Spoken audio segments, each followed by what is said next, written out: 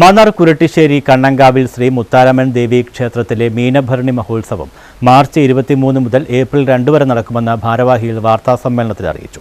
ഉത്സവത്തിന് തുടക്കം കുറിച്ചുകൊണ്ട് 23 രാവിലെ 7:45 ക്ഷേത്രം തന്ത്രി പരമ്പൂരില്ലത്ത് നീലകണ്ഠൻ നാരായണൻ ഭട്ടതിരിപ്പാടിൻ്റെയും മേൽശാന്തി അനന്തൻ നമ്പൂരി, ക്ഷേത്രാചാര്യൻ പളനിയാചാരി എന്നിവരുടെ മുഖ്യ കാർമ്മികത്വത്തിൽ കാൽനാട്ടുകർമ്മം നടക്കും.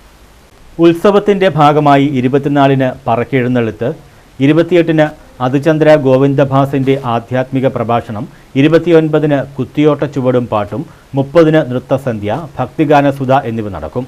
9-ാം ദിവസമായ മാർച്ച് 31-ന് വൈകിട്ട് 5-ന് മാന്നാർ തൃക്കുരട്ടി മഹാദേവ ക്ഷേത്രത്തിൽ നിന്നും തിരുവാഭരണ ഘോഷയാത്രയും തുടർന്ന് തിരുവാഭരണം ചാർത്തി തിരുക്കല്യാണം ദീപാരാധനയും നടക്കും. രാത്രി 7-ന് കൈകൊട്ടിക്കളി, 8-ന് കരോക്കെ ഗാനമേള എന്നിവയും ഉണ്ടാകും.